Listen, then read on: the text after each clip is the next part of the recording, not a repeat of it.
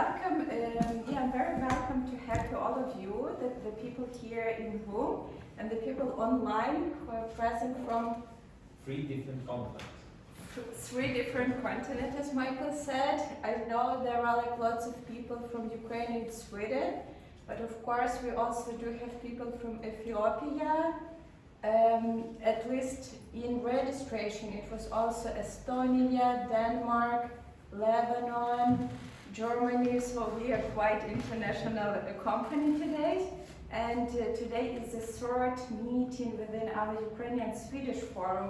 That is a platform for firstly dialogue and hopefully in the future for action within the topic, the post-war development of Ukraine, and the aim of it to make some steps in order to build Ukrainian-European horizon in the future. So today our meeting is actually about the future, because 2 previous meetings we were working with the past and with analyzing and understanding the idea or ideology of Ruski Mir, and also we were discovering the Kyiv theological tradition that is not very well investigated yet, but can be in the future. And today we will talk about processes and practices of peace building. And this event will not be possible without our partners.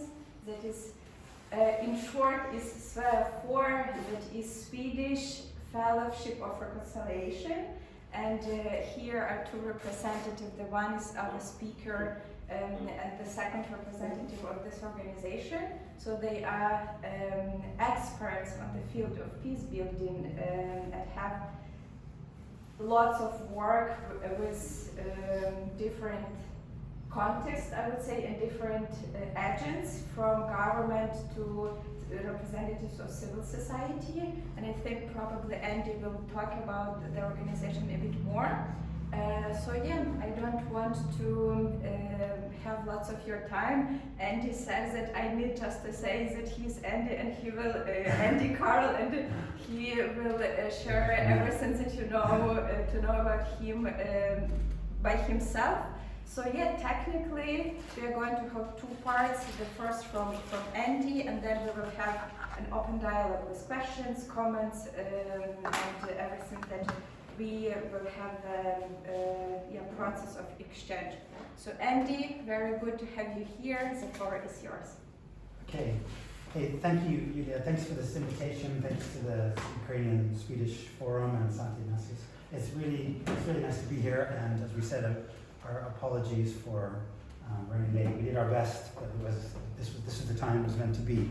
The title that I've got is a very ambitious title about transforming conflicts and the role. I think we should have made it plural, the roles of civil society across divides. And let's just do this by way of kind of introducing myself and a little bit of how introducing this topic. I'd like to just explore in a very foundational way about kind of what do we think about, what do we mean when we talk about civil society peace building, what does that mean? Share a couple of experiences and offer some reflections about those. And then, as we said, then we will hopefully have this time for a discussion. And Julia, I would ask you if I am going on, just tell me we're nearing the time when we should try and cut off. So that's what we're going to spend this time. So again, thanks for all of you being here today. So you've heard my name is Andy Carl. You've heard that I'm currently working as an advisor with SWEFOR, the Swedish Fellowship for Reconciliation, on some of their work on peace and justice. And Lotta is here, their executive director or general secretary or whatever the title is. And you'll know that you might know that SWEFOR is a Swedish-based, membership-based civil society organization in the ecumenical movement. And it was founded in 1919, and now it's collaborating with local peacemakers in a number of different conflict contexts around the world, now including Ukraine.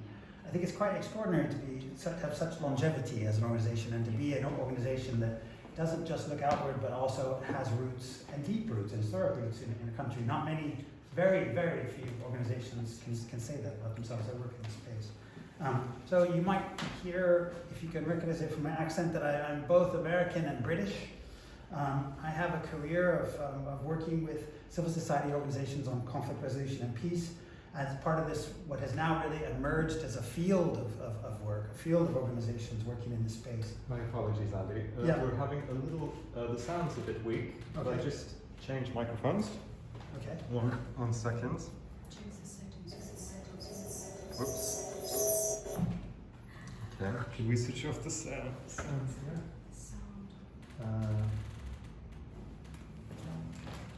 Do you want? Could you try again, Andy? Okay. Is this better sound? Please, online, could somebody let us Thumbs know up or in the thumbs chat down? if the sound is better? Mine is. It's from here. Okay. Is the sound better now, everybody? Can you hear me now? Is the sound, can you hear Andy louder? Not yet. No, not Not yet. yet. Okay. My apologies. It's not the trains, it's the tech.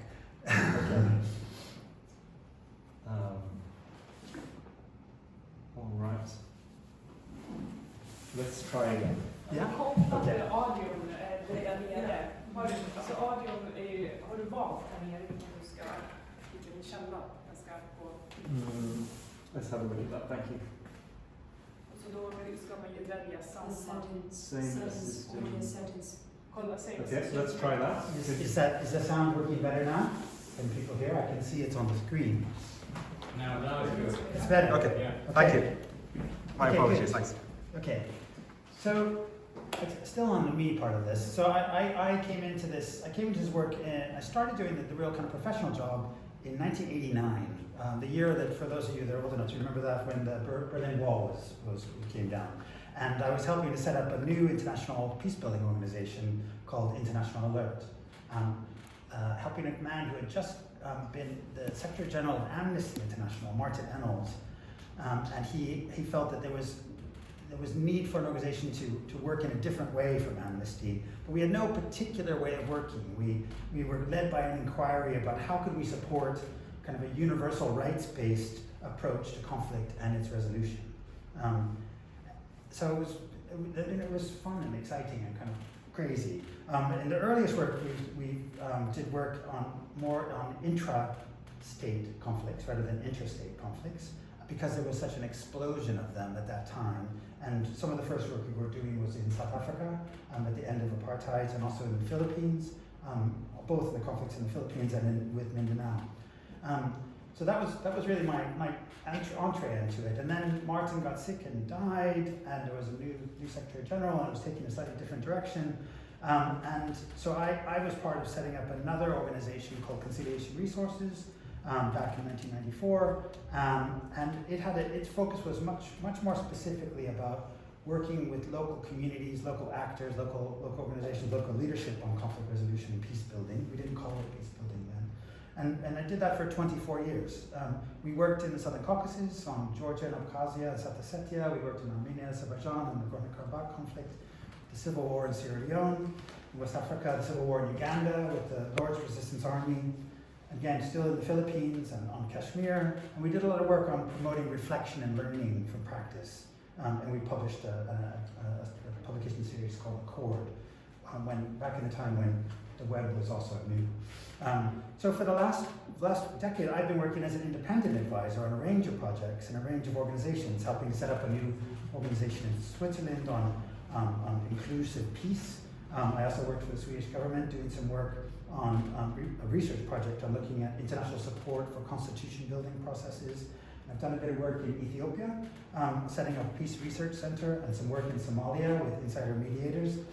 And it was been a really interesting shift for me to not work as a third party, not work as a mediator, but to have a chance to actually work with parties, inside parties, in conflict. So it's been quite interesting.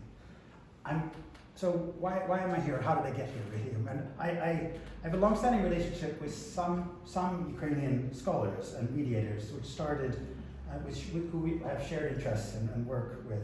And after the full-scale invasion in 2022, my wife and I were also able to offer a home to at least one displaced young scholar. And back in 2023, there was a really interesting moment where there was kind of a hiatus over a planned international peace conference that was to be held in Vienna, led by prominent, predominantly American and European organizations, which were putting a lot of pressure, amongst others, on Ukrainians to really end the armed resistance to the war and occupation and reach a settlement with Russia. And some of the Ukrainian peace builders who were feeling the pressure put together a statement. They called it the Ukrainian Peace Appeal towards a more informed solidarity back in May. And I played a very small role with those friends, helping them think about that and how do they frame it. And I think it's one of the many important declarations or statements that have come out since from Ukrainian civil society organizations in what has been, I think, quite a challenging exchange, really, with peace advocates worldwide on the right of Ukrainians to determine how they make their own peace and how they defend themselves and their rights. And I think it was a real turning point for a lot of peace-building organizations internationally, forcing a lot of us to rethink some of our assumptions and some of our language that we were using about peace building and how peace builders legitimately respond to military aggression. And the questions we have about the use of violence and non-violence. So more recently, I've had a chance to start working with SWEFOR as it finds its way to start support people's peace-building efforts in Ukraine. And we recently made a trip to Kyiv. It was really interesting being there and engaging with one particular organization in particular, an organization called Dialogue in Action, including their work with faith actors, including some of the work they're doing with the challenge with the ecclesiastical dispute or post-schism tensions. I'm not sure what the right language is between the Orthodox Church of Ukraine and the Ukrainian Orthodox Church. And I'm very interested to hear more about that and how that works, and maybe we might even, if it's possible in this discussion, because I know this is ground that many of you know well, and you can hear from my background, I don't. So my topic is on transforming conflicts and the role of civil society across divides. And I think I'm trying to create an opportunity for us to think more broadly about what that means. What does it mean to do effective work with others to find pathways to end and transform violent conflicts at this moment, particularly at this moment, really significant global change, I think. And I don't know, I was going to ask you all to give me a bit of a sense of why you're here, or to get a bit of that, but maybe the time is a bit short for that. I don't know if I'm just curious about, why this is a topic that kind of connects with you, or why you think it's a relevant thing, something you're interested in learning more about.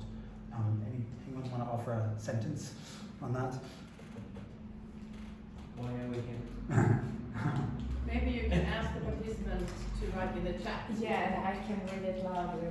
But why I'm here, I just came back from Ukraine, and we were working with priests from both churches, USC and OCU, and also like it's one conflict within Ukrainian society that is important for me, but I also think one more really big conflict, inner conflict, the diaspora, people Ukrainians who are not in Ukraine, Ukrainians who are in Ukraine. I think it's also very important to mediate this relationship for the future development of Ukraine.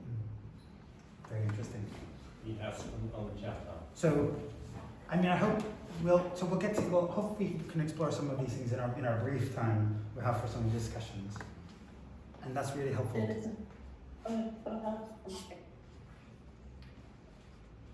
Is someone trying to say something? Or? Yeah, do you want to say something from online? I don't see who is that. If anybody wants to say something, write in the chat so you can do it. We will have time. I promise. Yeah, or probably, yeah.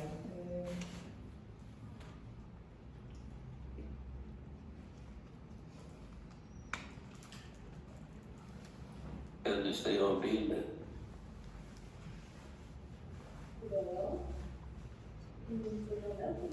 You have to mute that one. You can do it on the screen. I've done it. Yeah, okay, we don't get announcements transfer so Should I keep far. rolling? Yeah. Yep. Okay, that was an open question, and with an intention that we will discuss this as we have a chance for exchange. So very broadly, when we think of conflicts in the world today and how they end and how people manage to move out of them into sustained peace, whatever all that means, I assume that a lot of us think about primarily about the primary parties to the conflict themselves, and for the conflicts between nation states and within nation states, including those that involve non-state actors and sub-state government actors. And we also think of third parties, perhaps first and foremost the multilaterals, to providing diplomacy and mediation, the UN mediators and envoys, and perhaps increasingly individual states and their envoys.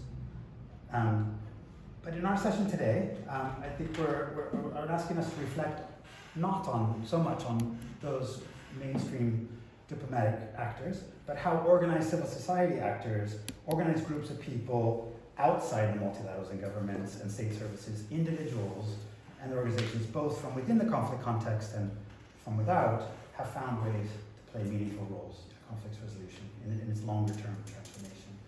And perhaps some of this in the room and in the virtual room are asking ourselves, what else can we personally do to play such roles, or as part of systems of support for such people and such processes, or if you already are in some way doing this kind of work, how might you do it differently or do it better? And I think it'll be interesting to hear whether you think it's important that civil society groups do peace-building work, or might we frame the question more broadly to ask whether it's important to pay attention to who is excluded and who should be included in peace processes, however we define those. So some years ago, I edited a volume in the online Accord series published by that NGO I mentioned, Conciliation Resources, on the topic of, the title of it was Navigating Inclusion in Peace Processes. And we had earlier done another issue specifically on the topic of public participation in peace processes. And if you're interested and you can access them in different languages, I recommend you check them out. It's www.c-r.org. And you can see these publications and a lot more. And at that time, there was a growing consensus in global policy circles of what some had come to kind of call the new inclusion project, that women, young people, citizens more broadly, have had and should have essential roles to play in negotiations and in implementing peace agreements and in sustaining peace more broadly and preventing conflicts from descending into or returning to violence. And I think this consensus was backed up with extensive international commitments on women, youth, in peace and security, and institutional commitments to this agenda. But the commitment to that agenda was less strong amongst many powerful and authoritarian states, including some members of the Security Council. And now, of course, the US government itself has declared its own decided opposition to policies, to national and international policies and programs that support diversity, equality, and inclusion. So we've entered into a different historic moment, I think, and that the global consensus on the importance of inclusion has weakened significantly. So when people talk about peace building, I would like to just to share two kind of compelling and familiar representations, just so we kind of understand the language of it. I meant to ask, we didn't get a flip chart, did we? Is there one? Or is it behind? We could, It's not, I could describe what I'm talking about unless I want to mess it up for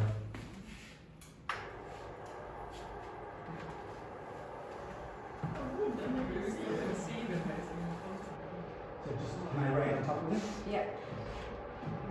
But Is that right, Doris? Okay, and I'll just write over people's pictures? Yeah, we could probably. That's okay, that's all right. Could we just open a different? show a white page.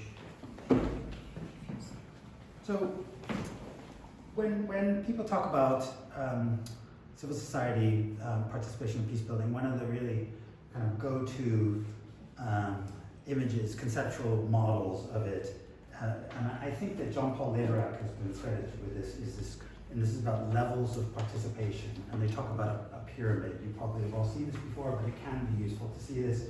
So at the top of the pyramid, we have these are, well, it's really the governments, or the official track. It's also referred to as sometimes as track 1 processes, where talks happen. And then the next level of that pyramid is one that we are really focusing on today, which sometimes people refer to as a track 2. And that is very much about organized civil society organizations and NGOs. And these are the people who, and there's some relationship between these processes, but often not very much. And then at the base of the pyramid is work with people. And some people refer to this work as track 3, and it has to do with communities, working with communities, working with grassroots. One of the problems, obviously, with this track 3, track 2, track 1, is the implicit, who's on top here, and what does that mean? And a lot of the people who are working with community organizations are trying to think about, this pyramid needs it.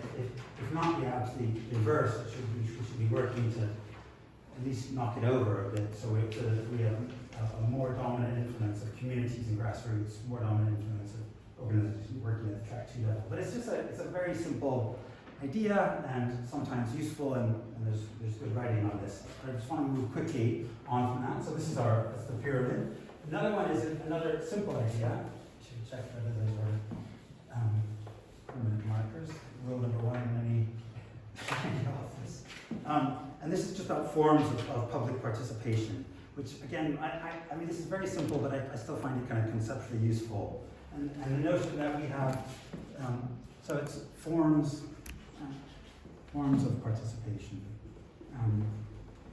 And number 1 is direct participation. And when we talk about participation, I think we're really implicitly meaning participation that involves the public. So direct participation, so literally that means whether or not people outside of officials are at the table, or maybe more likely, what occasionally happens is that there's a referendum, or where actually the population actually has a direct say in the outcome of a process.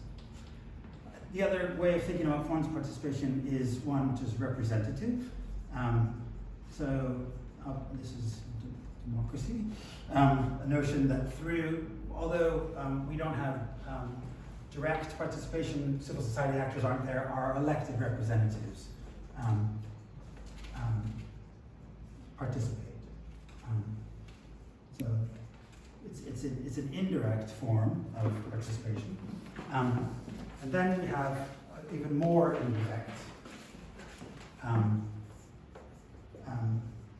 indirect participation in the form of dialogues or initiatives that, as we were talking before about that connection between the track 1 space and the track 2 space. Sometimes these are things like track 2 dialogues, or in places like in the Colombian process, they had victims of political violence actually traveled to Cuba and met the negotiation teams and made representation. The 4th version is one of consultative participation. And by that, I think I'm thinking about participation. Sorry, my handwriting is illegible even to me. And that is things like, community meetings. Also, increasingly we hear about people doing citizen assemblies. And other kinds of things, polls, surveys. So this is, again, it's like the pyramid. This is a very simple a simple idea, but I sometimes find it, I sometimes myself think in very simple terms, and it's quite useful to think about the direct, the representative, the indirect, and the consultative forms of participation. So, just as a way of kind of framing, and that's, I think I'm not going to go any, it's just a quick flash look at those basic language and concepts. Do we need the people back on the screen? Because I'm not going to do more drawing right now, or should we just leave it? Maybe we can bring them back in when we're talking. So I'd just like to share 2 short examples from my own practical experience of doing peace building work.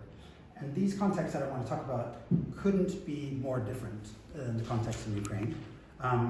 But they all are about finding paths for ending a conflict and building a better and more peaceful future, or at least these 2 are. And I think that they all have issues and challenges that I hope kind of resonate or with our own shared interest in civil society working to end Russia's war and for a peaceful future in Ukraine. So I'll just give these 2 vignettes, and then I'll offer a few thoughts on what I see as some of the cross-cutting themes, and then from there some other thoughts, and then we'll open it up to discussion. The first one, again, as I say, very, very different from Ukraine. Not a violent conflict. I've been working for a number of years here in Europe on the conflict between Catalonia and Spain, where they have a territorial sovereignty dispute without violence, as I said, but right here at the heart of the European Union. And it was a dispute, I'm sure you all have known about it or followed it. It was over whether the people of Catalonia had the right to decide whether or not to stay part of Spain or to become an independent state.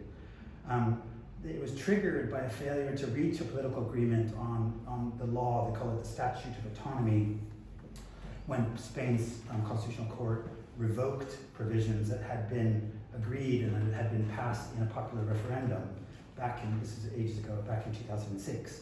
And then a decade later, the Catalan government held a referendum on the future of Catalonia in 2017, which was declared unconstitutional. Not illegal, but unconstitutional. Senior leadership were imprisoned. Over 1,000 people were facing, these are mayors, officials, civil society leaders, were facing charges of sedition, misuse of public funds, disobedience, and banned from holding public office. So long story, I'm not going to go into the details of all that. There was a hiatus, and pro-independence people were out in the streets, nationalists were unhappy, the differences were really consolidated and the communities were really fractured. And interestingly, despite it being a region of really deep competence in the field of peace and mediation, there was little or no work done amongst CSOs or society actors aimed at resolving the crisis. And the parties in the conflicts were dug in and determined to carry on. That's an interesting phenomenon in itself. I was asked to come and talk with one of the political parties. It was called the Republican Left Party of Catalonia, because their leadership was in prison and other leaders were in exile. And I was invited because I had already been doing some work on change processes in the Basque country, so there was some trust. They were asking just some very open questions about how could they better understand their options for a way forward. And after an internal process of internal consultations, they decided to learn more about dialogue and negotiations. And over time, they did extraordinary work, I think, and made some real progress. They managed to prepare for talks and negotiations and develop the strategies. They opened a back channel with the government. They used their leverage. They figured out how to use their leverage, even though they were the weaker party. They got their leadership out of prison. And then they, when this party then took office as a regional government, they negotiated with the Spanish state an agreement that acknowledged that they had a conflict and a shared commitment to resolve it, which was really a foundational agreement.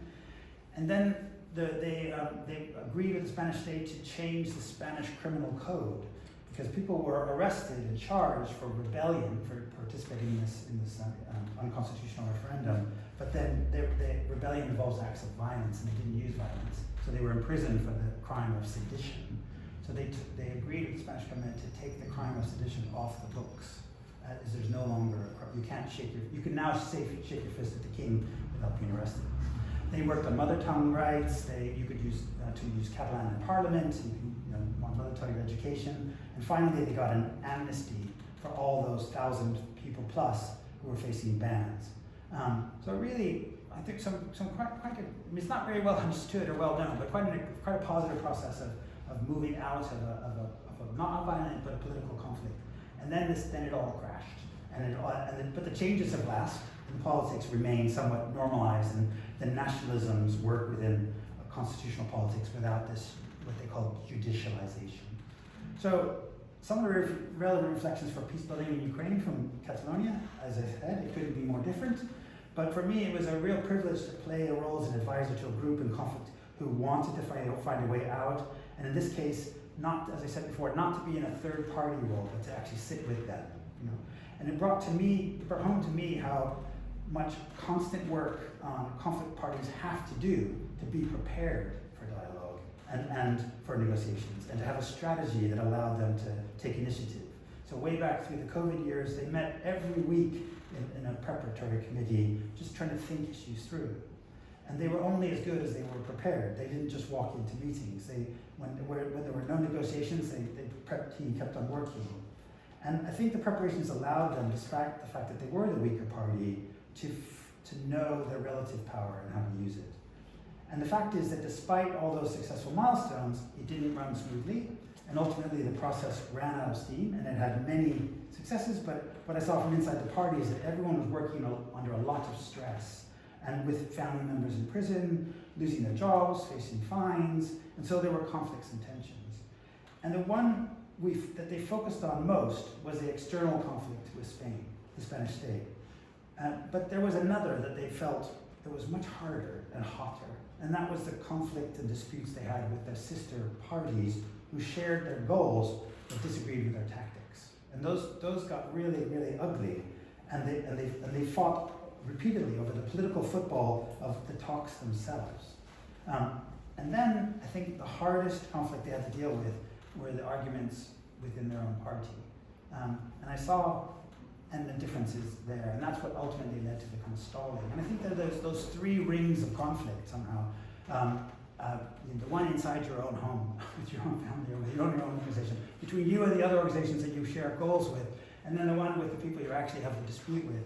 I see this as a really repeated pattern in so many different contexts where I work, and it really brings home that need to just pay attention to those different circles, and particularly the one at home. So I'm going to turn the page and look at another conflict utterly unlike Ukraine. And again, just to say, because I'll only do two of these stories, but one of the contexts where I've worked, where I've worked in a lot of contexts where faith actors played really, really central roles. And one of the first places I worked when I was first starting to do this work to learn about conflict resolution was in the South Pacific in Fiji. So Fiji has experienced 4 military coups since 1987.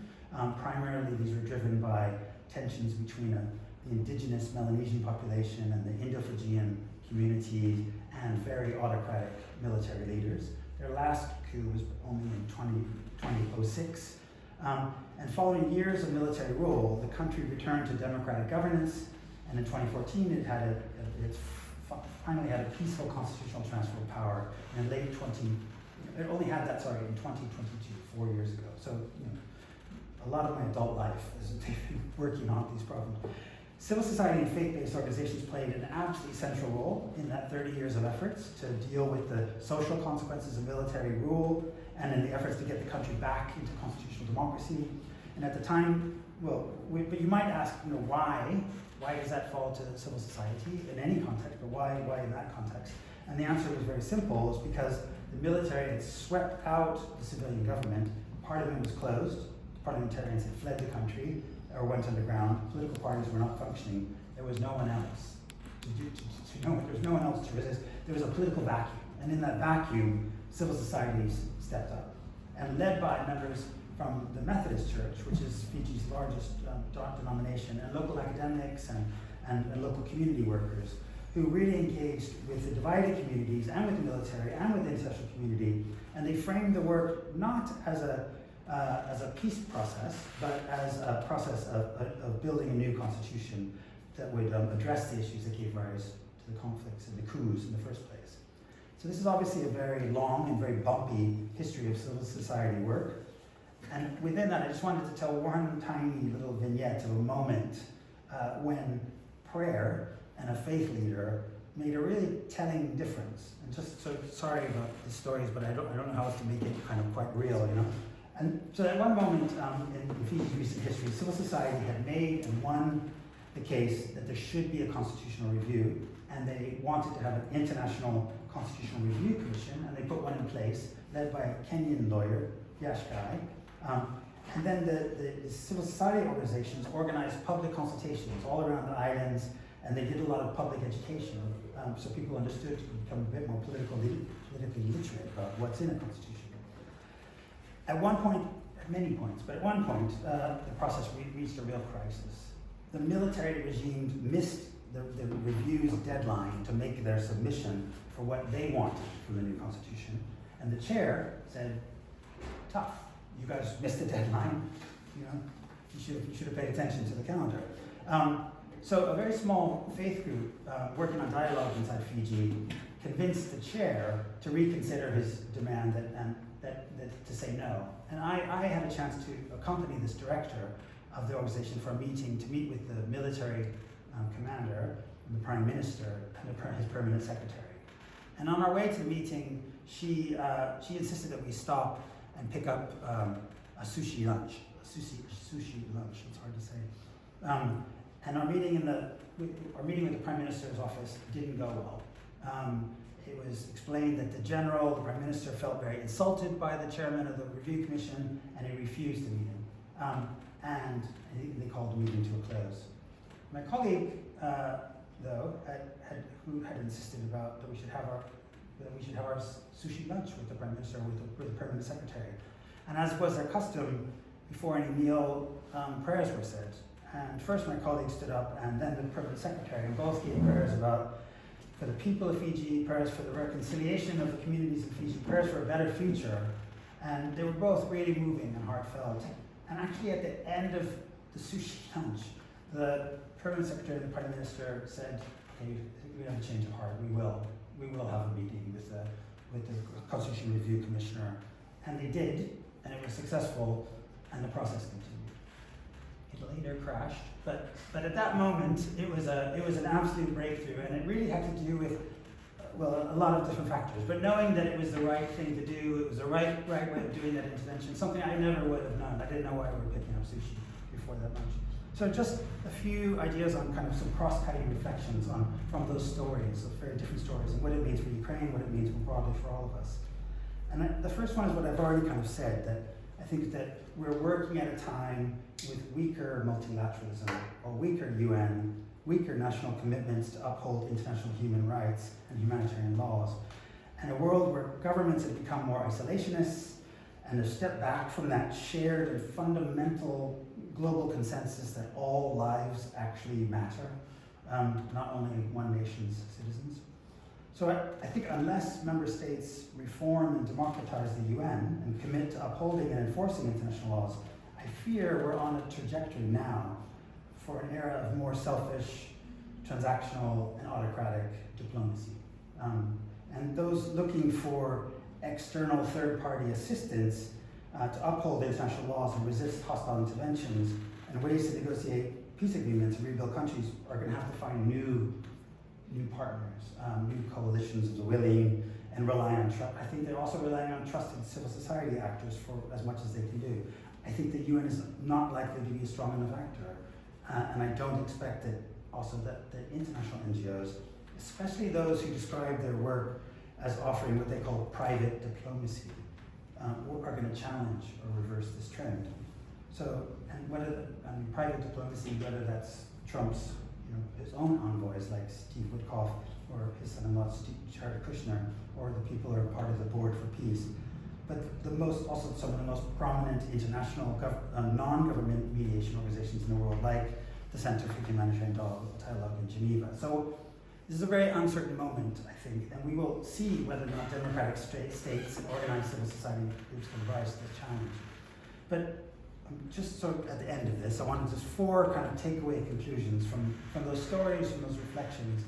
One is on intentionality, one is on preparing to be peace builders, one is on the need to find new ways of working with others, and the last one is about paying attention to the trauma that we work with.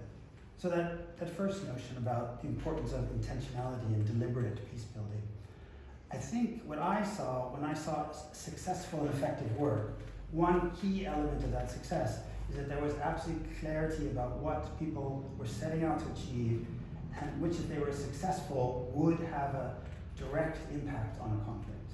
There was a deliberate intentionality when they laid down steps and strategies as they worked towards their goal. And I think too much peace-building work falls short of this. It's often not very clear on what its ambition is, or it doesn't often enough address the really hard, really intractable conflict issues, maybe because they're too hard, or for whatever reason.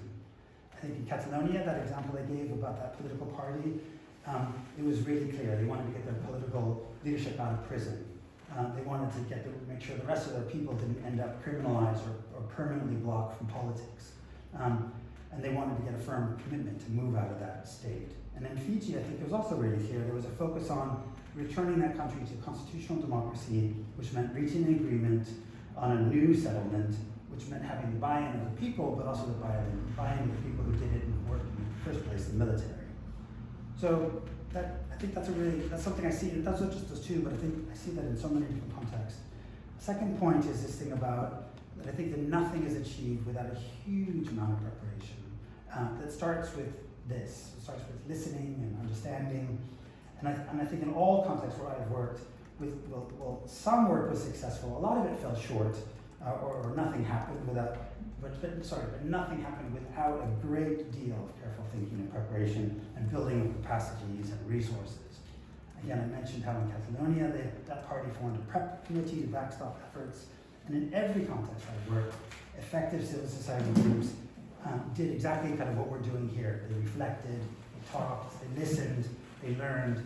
And I think this is where it all starts and where it all finishes, is actually making time and space for this.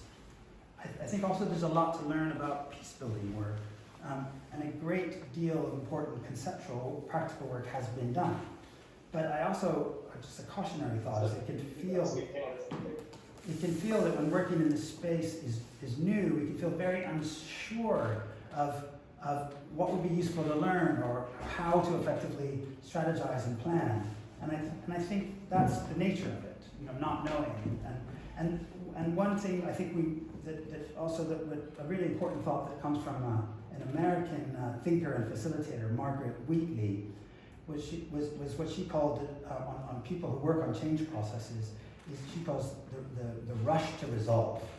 And that is advisors, in capacities like the ones I'm playing now, are too quick to use their influence in telling others, this is what you need to do. And I think this is something that we should all, whether we're insiders or outsiders, is something we really need to be more mindful of. Almost done. That third one was this notion about are we effective when we're just one organization working on huge and complex systems? For me, after I've moved away from leading NGOs, 25 years of doing that, I was really aware of this problem, that individual organizations could and did make a huge difference and have a real peace-building impact. But if we continue to work separately, and even in competition with one another, we will continue to fall short of all of our work actually adding up and having a cumulative and collective momentum for change. So I think that's one of our real global challenges. I think working in platforms, working in coalitions is a good response to this, but participating in networks and platforms, as you will all know, takes a lot of energy just to take part. And that could be a good place to meet and exchange, but I think rarely do organizations take part in networks with clarity on what they want to achieve through their participation in a network or a platform. And this field remains a competitive marketplace with fewer resources in it. So organizations will continue to compete. And what's more, just because you work in a conflict context and on peace doesn't mean that you share the same values or goals. There's a lot of difficult people in our space with questionable agendas. And why would they? Why would we all be the same? So that's just the nature also of navigating this thing about collaboration. But I think we must find alternative models of ways of being effective and working collectively and having cumulative impact on the system. So that's more, I don't have an answer to that, but I just think it's a key challenge. And lastly, that we kind of looked at here, is about recognizing that we're doing this work in times of real personal and shared trauma. And I think this is just a reality that maybe we don't pay enough attention to. John Paul Lederach, who I mentioned before, is one of, I think, really the great thinkers and writers in English about peace building. And he's someone I did a lot of work with on this publication and some other projects over the years. And he, just to quote him a bit, because I think he's such a thoughtful person, he wrote about doing effective peace building work that, quote, people affected by deep and sustained harm are rightly suspicious and distrustful. They pay less attention to words, promises, and proposals, and rely much more on their intuition about who is promoting the change and how leaders show up in their midst. He said, they need to feel valued, visible, and acknowledged. And he writes that conventional peace approaches have consistently failed to enhance inclusion, especially for local communities, those people at the bottom of that pyramid, and space to do differently is more often than not closed down. So he talks about how more substantive inclusion requires really engaging the public imagination. And I really like that idea. I'm not exactly sure what he means, but it's very compelling. It's a very compelling proposition.